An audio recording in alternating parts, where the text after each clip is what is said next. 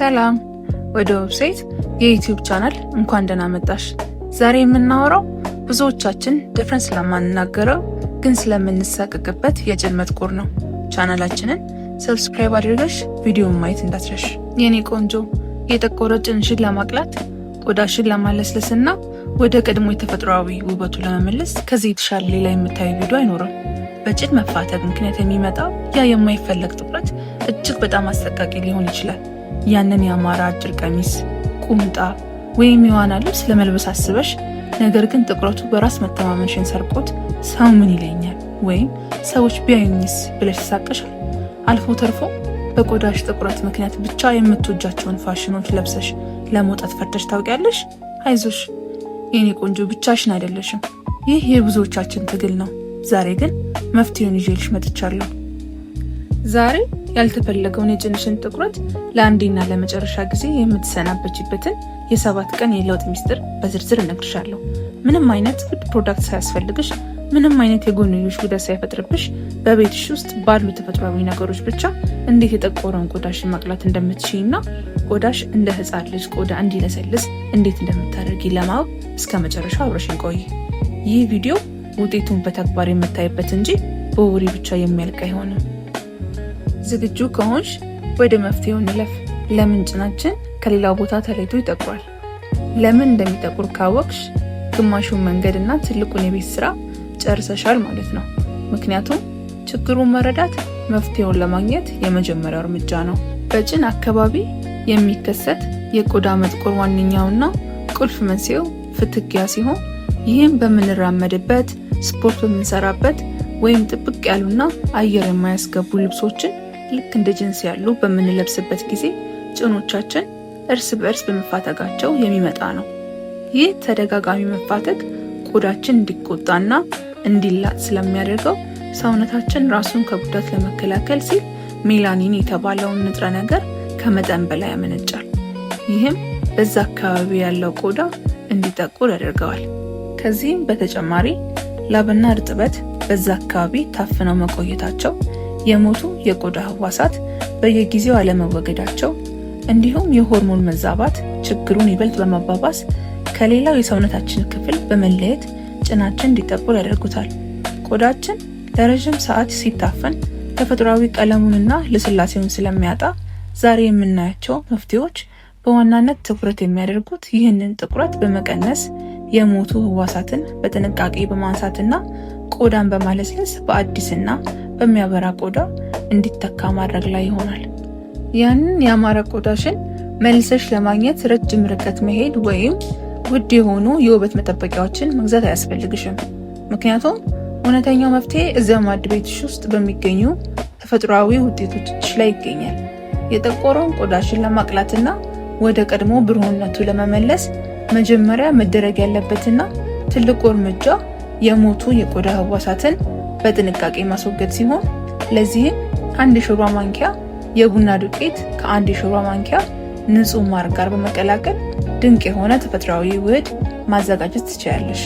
ይህንን ውህድ ገላሽን ከመታጠብሽ በፊት በጥቁረቱ ላይ በመቀባት ለ3 ደቂቃ ቀስ እያልሽ ስታሽው ቡናው የሞቱ ህዋሳትን ሲያነሳልሽ፣ ማሩ ደግሞ ቆዳሽ እንዳይቆጣ በማለስለስ እንደ ሕፃን ልጅ ቆዳ ለስላሳ እንዲሆን ያደርገዋል።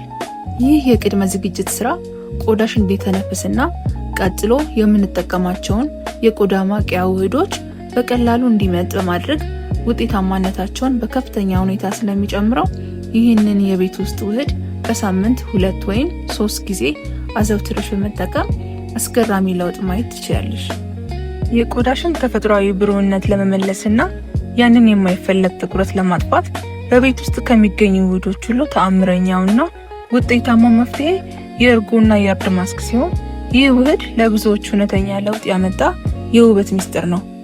1 የሾርባ ማንኪያ እርጎን ከግማሽ የሾርባ ማንኪያ ንጹህ እርድ ጋር በደንብ በማዋሃድ ክሬም መሰል ይዘት ሲኖረው የጠቆረው የጭንሽ አካባቢ ላይ በመቀባት ለ20 ደቂቃ ያህል ዘና ብለሽ ሙዚቃ እያዳመጥሽ ወይም ስልክሽ ላይ ስክሮል እያደረግሽ ቆይተሽ ለብ ባለ ውሃ መታጠብ ይኖርብሻል።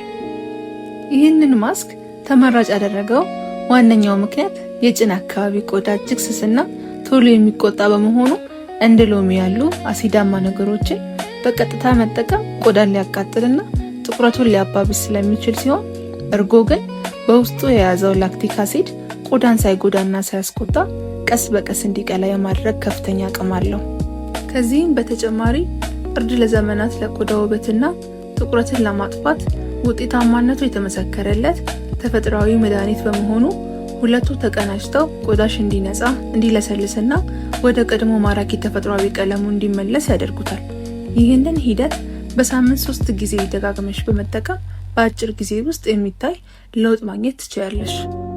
ሌላኛውና እጅግ አስገራሚው ተፈጥሯዊ መፍትሄ በየቤታችን የሚገኘው ድንች ሲሆን ይህ አትክልት ለቆዳ ጥቁረት ያለውን ፈዋሽነት ብዙዎችን የሚያስደንቅ ነው።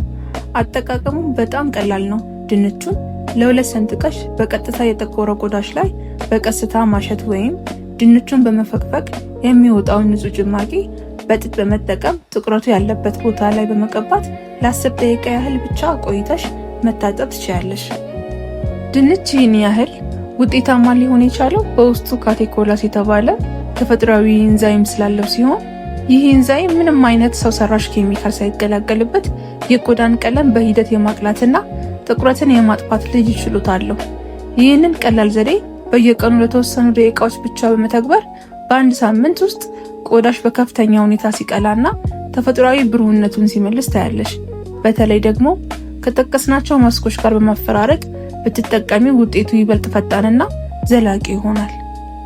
የጠቆረ ቆዳን የማቅላቱ ሂደት ስኬታማ የሚሆነው ቆዳሽ ዳግመኛ እንዳይጎዳና እንዳይደርቅ ተገቢውን እንክብካቤ ስታደርጊለት ብቻ ስለሆነ የሬትና የኮኮናት ዘይት ቅልቅል ለዚህ ተግባር ተመራጭና ተፈጥሯዊ መፍትሄ ነው። አጠቃቀሙም በጣም ቀላል ሲሆን ንጹህ የሬት ጄልን ከጥቂት የሾርባ ማንኪያ ኦርጋኒክ የኮኮናት ዘይት ጋር በመቀላቀል በየቀኑ ማታ ማታ ከመተኛትሽ በፊት ጥቁረቱ ባለበትና ቀሪው የጭንሽ አካባቢ ላይ በመቀባት ማሳደር ትችያለሽ። ይህ ውህድ ልዩ የሚያደርገው ሬት በውስጡ ባለው ከፍተኛ የውሃ መጠንና ከመፈወስ ባህሪው የተነሳ በፍትኬ የተቆጣውንና የተጎዳውን የቆዳ ህዋስ መልሶ የመገንባትና የማለስለስ አስገራሚ አቅም ስላለው ሲሆን የኮኮናት ዘይቱ ደግሞ በቆዳሽ ላይ ቀጭንና ለስላሳ የመከላከያ ሽፋን በመፍጠር በቀን ውስጥ በሚኖርሽ እንቅስቃሴ ወቅት የሚፈጠረውን ፍትኪያ በከፍተኛ ሁኔታ ይቀንሰዋል። ይህንን ተፈጥሯዊ ቅባት አዘውትረሽ መጠቀምሽ ቆዳሽ ሁል ጊዜ እርጥበት ያለውና ሐር የመሰለ ልስላሴ እንዲኖረው በማድረግ ጥቁረቱ ዳግመኛ እንዳይመለስና ቆዳሽ ወደ ቀድሞ ማራኪ ተፈጥሯዊ ውበቱ እንዲመለስ ያደርገዋል። በዚህ ሙሉ በሙሉ በራስ መተማመንሽን መልሰሽ ታገኛለሽ። የጠቆረ ቆዳሽን ካቀላሽና ወደ ቀድሞ ውበቱ ከመለስሽ በኋላ ውጤቱ ዘላቂ እንዲሆንና ጥቁረቱ ዳግመኛ እንዳይመለስ ለማድረግ በየቀኑ ልትተገብራቸው የሚገቡ መሰረታዊ ጥንቃቄዎች አሉ። ዋነኛውና ቀዳሚው ተግባር ቆዳሽን ሁልጊዜ ማለስለስ ሲሆን ምክንያቱ ደግሞ የጭን ቆዳ በደረቀ ቁጥር ግጭቱና ቁስለቱ ስለሚጨምር ሁልጊዜ ገላሽን ከመታጠብሽ በኋላ ቦዲ ኦይል፣ ሎሽን ወይም እንደ ቫዝሊን ያሉ ወፍራምና ለስላሳ ቅባቶችን በመቀባት ቆዳሽ ላይ የመከላከያ ሽፋን መፍጠር ይኖርብሻል። ከዚህም በተጨማሪ ለቆዳሽ ጤንነት የምትመርጫቸው አልባሳት ወሳኝ ሚና አላቸው። በተለይ ረጅም መንገድ ስትጓዢ፣ ስፖርት ስትሰሪ ወይም ሞቃት አየር በሚኖርበት ወቅት ጭኖችሽ እርስ በርስ እንዳይፋተጉ ለስላሳ የውስጥ ቁምጣዎችን ከውስጥ በመልበስ ግጭቱን ሙሉ በሙሉ ማስወገድ ትችላለሽ። እነዚህን ቀላልና ውጤታማ የሆኑ የአኗኗር ዘይቤዎችን ልምድን በማድረግ ቆዳሽ ሁል ጊዜ ለስላሳ፣ ብሩህና ማራኪ ሆኖ እንዲቀጥል በማድረግ በራስ መተማመንሽ በዘላቂነት መጠበቅ ትችላለሽ። እነዚህን ተፈጥሯዊና ቀላል መፍትሄዎች ለሚቀጥሉት 7 ቀናት ብቻ በትጋት በመተግበር በቆዳሽ ላይ የሚመጣውን አስገራሚ ለውጥ በአይንሽ ተመልከቺ። ውጤቱን ስታይ በራስ መተማመንሽ እንዴት እንደሚመለስና ያሰኘሽን ፋሽን ለመልበስ እንደማታመነቺ ባለሙሉ እምነት ነኝ። ይህ ቪዲዮ ጠቃሚ ሆኖ ካገኘሽውና ለውጥ ካመጣሽበት ላይክ በማድረግ ድጋፍሽን ግለጪልኝ። እንዲሁም ለምትወጃቸው ጓደኞችሽ ሼር በማድረግ መፍትሄውን ይደርሳቸው አድርጊ። ለወደፊቱም እንደዚህ ያሉ የውበትና የጤና ሚስጥሮችን በየጊዜው ለማግኘት የቤተሰባችን አባል ካልሆንሽ አሁኑኑ ሰብስክራይብ ማድረግ እንዳትረሺ። ማንኛውም ጥያቄ ካለ በኮሜንት መስጫው ላይ አጋሪኝ። በቀጣይ ቪዲዮ እስከምንገናኝ መልካም ጊዜ።